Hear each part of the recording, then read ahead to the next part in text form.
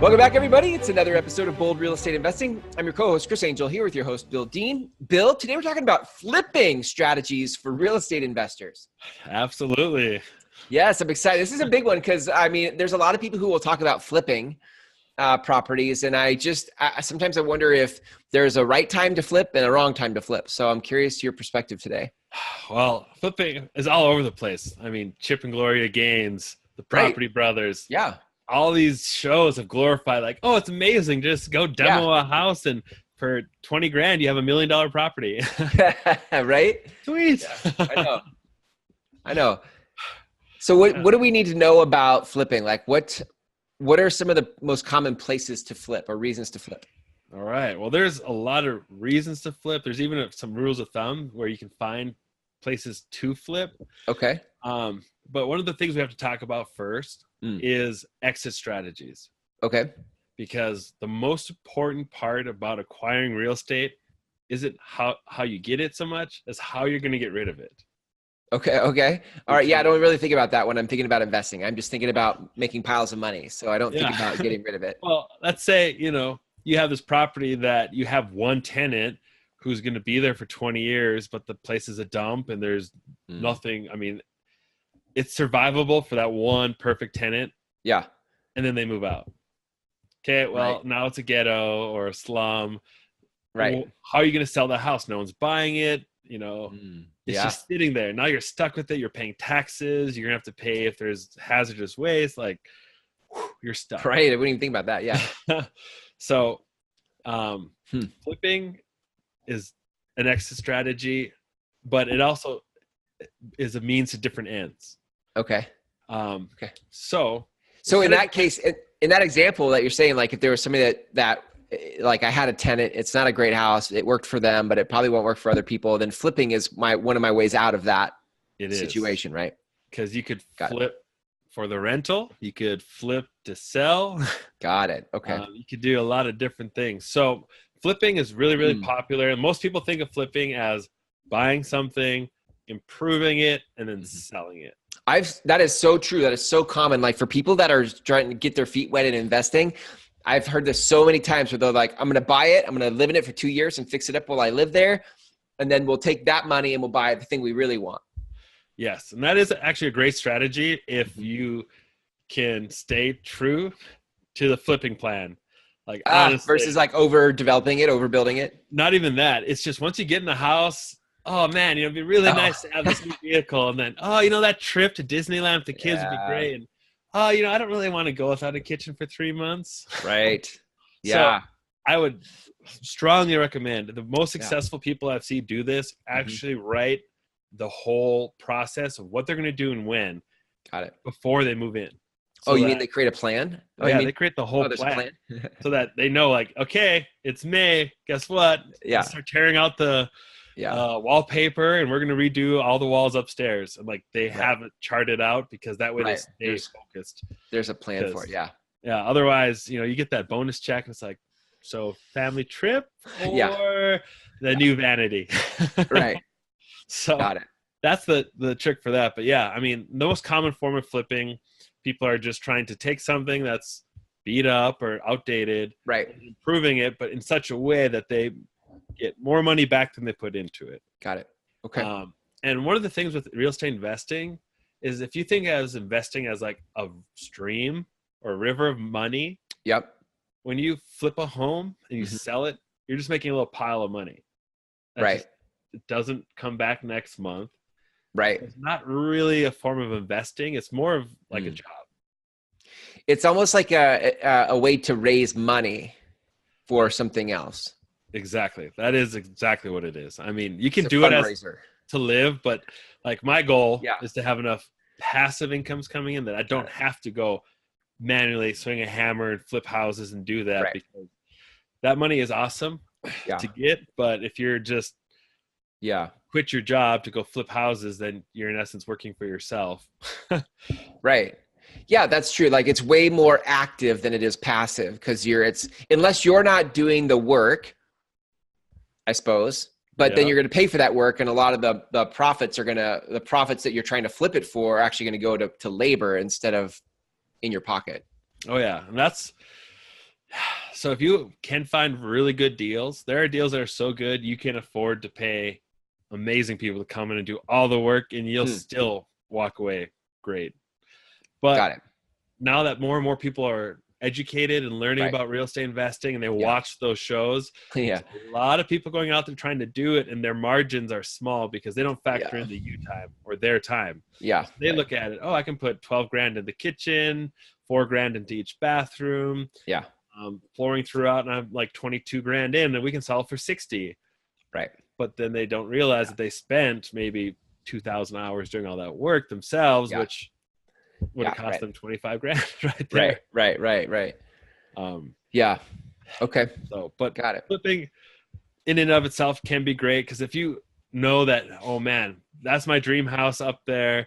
I want it in that perfect community, the perfect schools, and it's triple than what I can put down right now. Like even at 5%, if it's $50,000. Yeah. Okay. Well, how do I get there? Okay. Well, if you are handy or you have friends, Mm-hmm. then flipping might be a great strategy to build up those cash reserves. Got it. Get into that house. Because Got it. like my rule of thumb is I'm not going to look at a flip unless there's 25,000 of profit in it after everyone's. Oh, that's good. Tell me some more about that. Tell me about other things you look for if it's a flip. Like, so you want to know there's at least 25,000 you could make in profit. What else? Yep. What other things are you looking for? Well, structure. Since I've been Of the house? Yes. Since I've been in the remodeling industry for the last 8 years, Right. like almost anything above ground can be fixed. But if the foundation is heaving, cracking, settling, if there's water coming in the basement, I don't want to deal with that. Yeah. Now, there are times if there's enough money, it can be solved, but there's no guarantee. So, Right. you know, it's like if you're flipping a house, why take on the hard projects if there are other ones around you? Yeah. Right. You know, right. let someone else take it. You don't have to take everyone that comes your way. I mean, the beauty of real estate is that the best deal of your life is today. Yeah. I mean, every day there's something new that comes along. I think one of the temptations with flipping specifically is that if you are flipping through magazines or you're on Pinterest and you're getting all these great, beautiful ideas for how to improve a property, it's easy to get emotionally attached to the vision in your head. Right. Like, and that's different than if you're just buying it for a rental property for the cash flow it provides. And so I can see it being a slippery slope with flipping if you don't keep your emotions in check. I had a teacher who I learned a lot of my creative financing through. So all those equations, and he went out to somebody, helped them acquire a house, helped them flip it. And instead of selling it, they liked it so much they moved into it.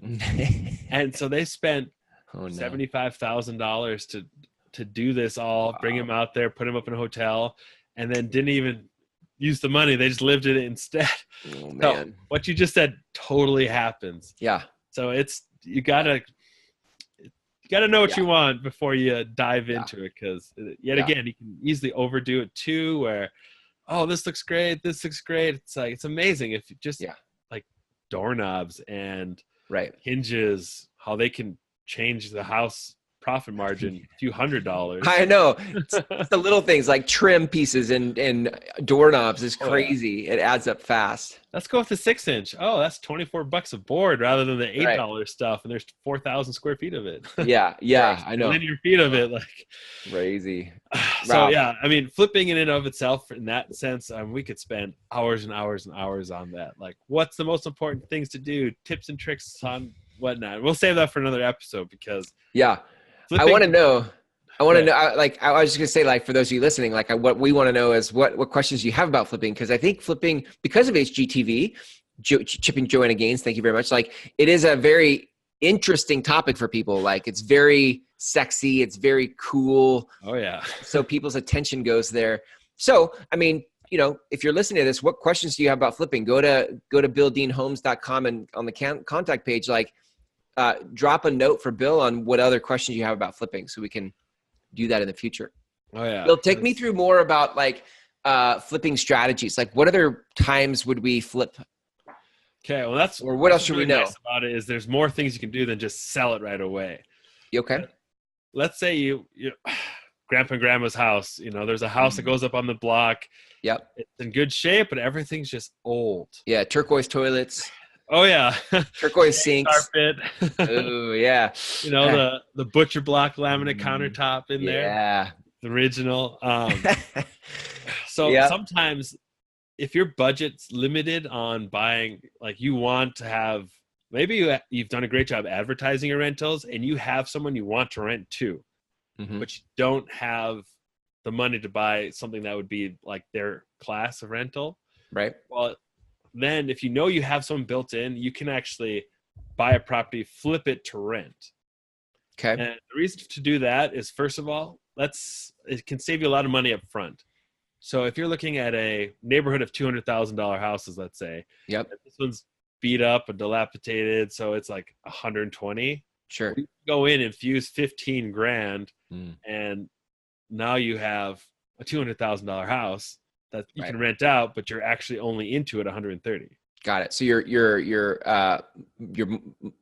rental payments are significantly juicier or more profitable than if you'd actually made a $200,000 mortgage. Yep. At 130,000, 140,000, your monthly payment for the mortgage is a lot less. So you'll make more profit. Exactly. And I've watched that happen for other people too. And they had a good tenant and just needed to move them around. They went and actually purchased a place and fixed it up for them because they knew they were stable. They knew that their plan was never to buy. They were just happy renting and sure, let's move it, because that's really interesting. It helps too if you want to, let's say you have an older property that someone's been living in for a long time and you want to renovate it. Yeah. Just renovate it. You can sometimes move them into another one. Yeah. I mean, you have a lot of flexibility with that.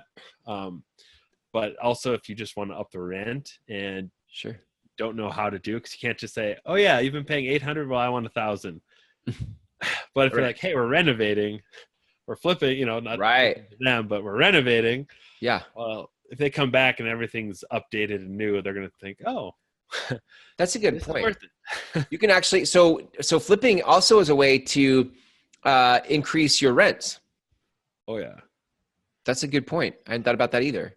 On the commercial side of things, so we're talking 5-plex and above condos or shop condos, like the commercial side. Yeah. The gal who I studied from in Atlanta, who does commercial full time, I mean, she takes on like 600 unit apartment complexes and flips them. Wow. Her number one thing she looks at is, can I improve rent? If she cannot improve rent, she walks. She won't even take the project. But if she looks at it and is like, okay, they're at about 60% occupancy and rents about 60% of market. Yeah. She's all in. Wow. And she'll go in, completely renovate every unit, update, get the rent up there, drop that vacancy rate, get it full.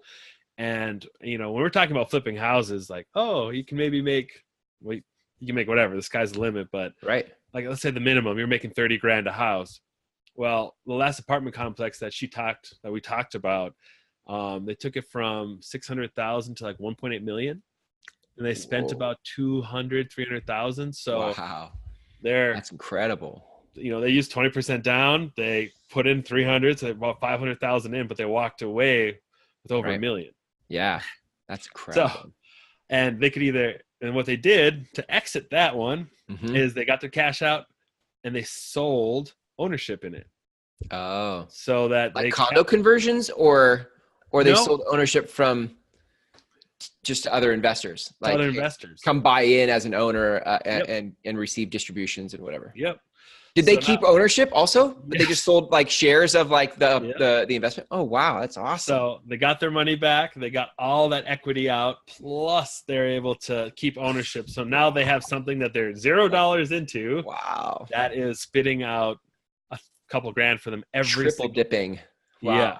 That's awesome. So flipping can be a lot bigger than just paint and carpet and toilets. I mean, it can be like completely renovating big things too. Wow. Man, that is now so good. The class of tenants better, the income's better, the whole area is better. I mean, it's crazy when you think about that scale. Yeah, big time. When we talked about flipping, before we hit record, your eyes lit up a bit. Like there's a lot we could talk about. Are there other things that you feel like we should explore in this topic of flipping strategies? Well, I'm sure there's a ton, but I mean, like, yeah. So there's a whole way of getting money as in real estate. Yeah. That is called wholesaling. Okay. Or bird dogging. Bird dogging. Yes. So if you like the idea of flipping, but you don't have the funds or you just don't have the know-how. Yeah. There are people who do that full time and they will pay you $5,000 to $60,000 to find their next flip. Wow. All you have to do is be the first point of contact. So if someone's listing their grandpa or grandma's house or whatever, you call them up. Hey, I see you have this. Would you take? And you can lowball them. You can do whatever. But a lot of times it's, would you take 60 grand on this house? And sure. Right. Awesome. Wow. Sign a contract. Sort of. There's a little part in there you have to add so you can sell the contract. But then you just turn around. Hey guys, I have this house. It should be worth 200. I got it for 60. I'll sell it to you for 70. Right. And they say, absolutely. And they write you a check for 10 grand and you never actually buy the house. Wow. And so in flipping, there is a whole subcategory of wholesalers who you can either network they'll go out and find the houses for you. Or if you're just trying to get that money together to do your own flip, you can wholesale for other people because that's all the time. Yeah. Well, we were talking about like flipping is in some respects just a way to fundraise. Like it's a way to raise capital. And so bird dogging is even a subset of that. Like bird dogging is another way to raise capital without the extra labor and money required to flip it. You're just finding the opportunity and then selling that to the actual flipper, right? Oh yeah. And that is a simple, just hop on Craigslist. You'll actually find listings for people who are looking for bird dogs. Oh, wow. Crazy. In like all the major cities, it's insane. Wow. I actually have a guy who in 4 different major cities, he'll pay $10,000 for every property I can find him. And I can do that from up here in North Dakota. Right. Yeah. Even though he's in like North Carolina and Texas and Oklahoma. Wow. I can hop on anything. Zillow, if I find a good deal, call him up and he'll buy it from me. Yeah. If the numbers make sense. I think would you say that one of people's biggest challenges to getting in the game of investing is just having funds? Yes. And if they have the funds, a lot of times it's really easy to burn through them. I am guilty of that where I bought my first house and then I was like, oh, I'm so excited. Right. Like, oh yeah, no, I'm not moving into it. So now I need to save 20%. Yeah. I love that this is a way to maybe, if people are interested in bird dogging, that's a way for them to raise some capital so they can go do the investing.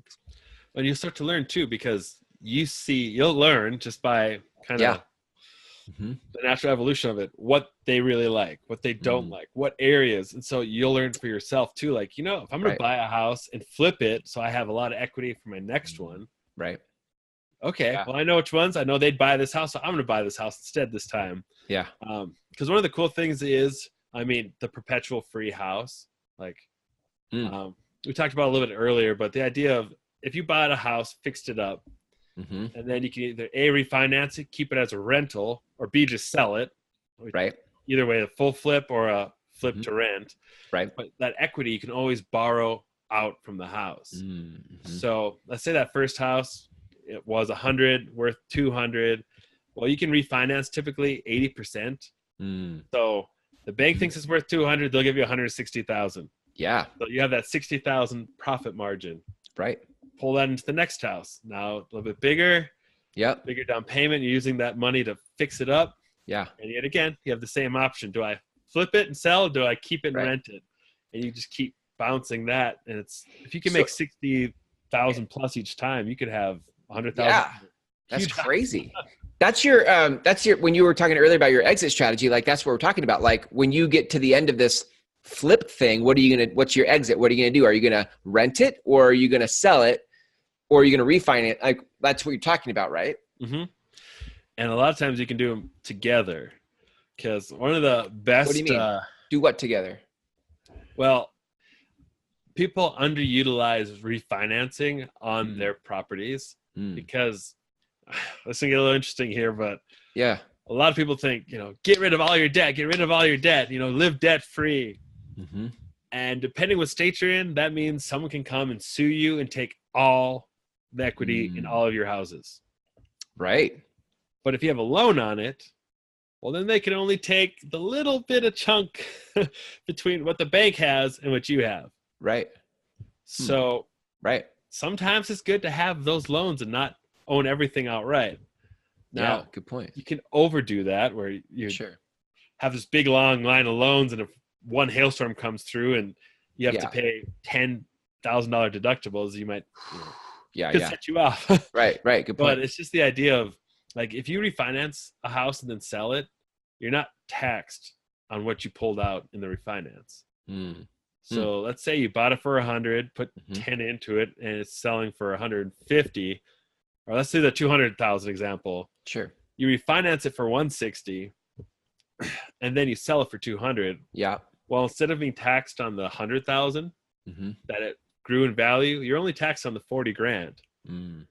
Right. So, and Uncle Sam's would take about 25 to 35% of that. So he would take $33,000, or he'll take $9,000. What would you rather pay? Yeah. Right.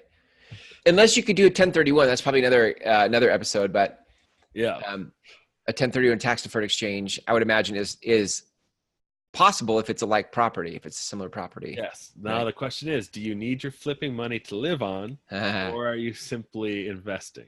Got it. Yeah. Yes. Okay. Well, we just keep opening Pandora's box. There's more. Like, this is the thing where you go down a layer and you're like, oh my gosh, look at all the rooms. There's all these rooms I could explore. And then you go down deeper and you're like, oh my gosh, this just keeps getting bigger. Well, the biggest thing is flipping is a good transition piece. I mean, it's either I'm buying something and I'm going to flip it to sell it. Or I have something, I'm going to flip it to sell it. Or I have something, I'm going to flip it to keep it. Right. And so this is actually what I really, really like. Yeah. This is a strategy to use if you are handy or willing to be handy, because everything's on YouTube nowadays. Yeah. So many people try to go into a flip situation and lowball them. Like, hey, Chris, you're trying to sell your house. I'll give you $100,000 for it. And you're like, well, no, because it's worth 280. Why would I do that? Yeah. 400,000. So many people bombard people with these letters and postcards and just super lowball offers. So if you find a property that's close to hitting your numbers, but they don't want to take a lowball offer, team up with the owner. Because you don't, and this does a few things. One, you don't have to come up with a down payment because you're not buying the house. So you sign a contract.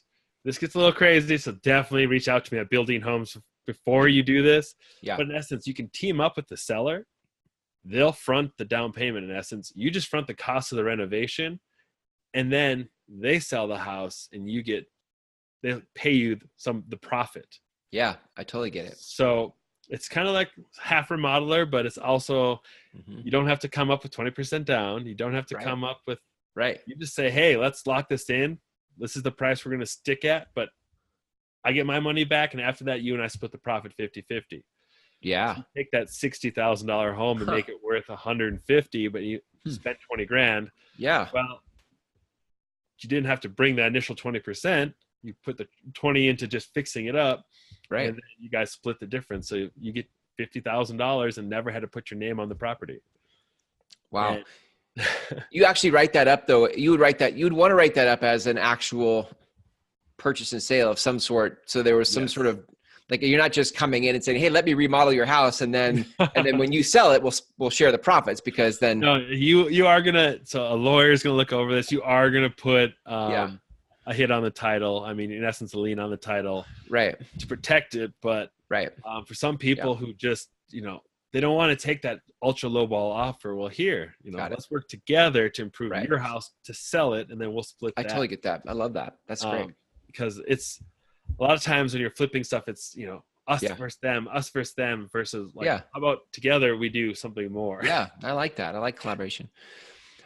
This is what I'm sort of left with in this episode. I would imagine there's a lot more flipping strategies. So for those of you that came in here, wanting, the 52 ways to flip properties, Obviously that's not this conversation. This is like, we're exploring different conversations around flipping. But I feel like what I'm present to at the end of this is like I said, there's just, you open one door and there's like 10 more like staring at you.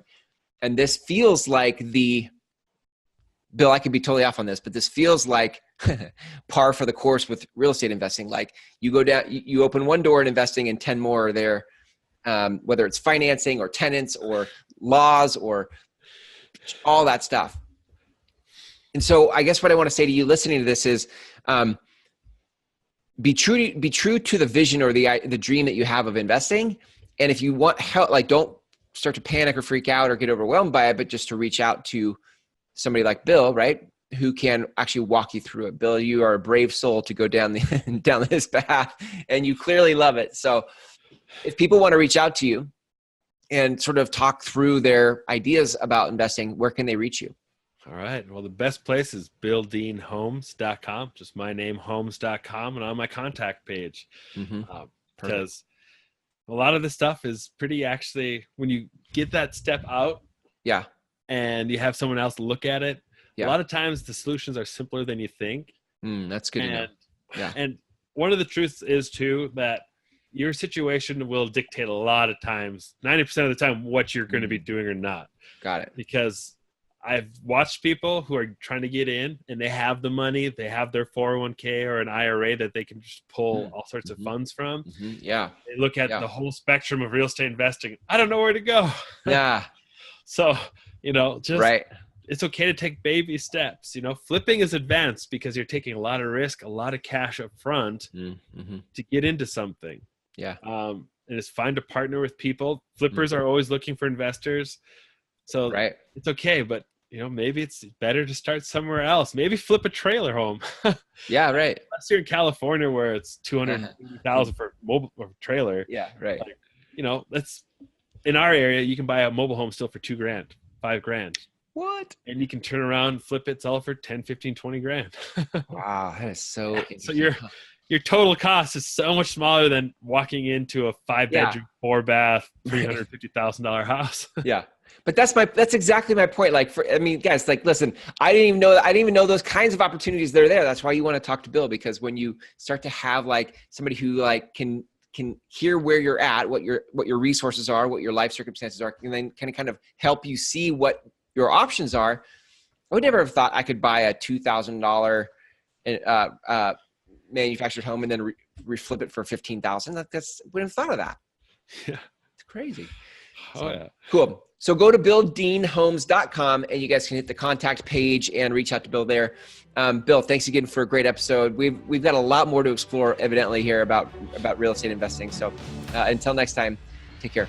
All right. Thank you, Chris.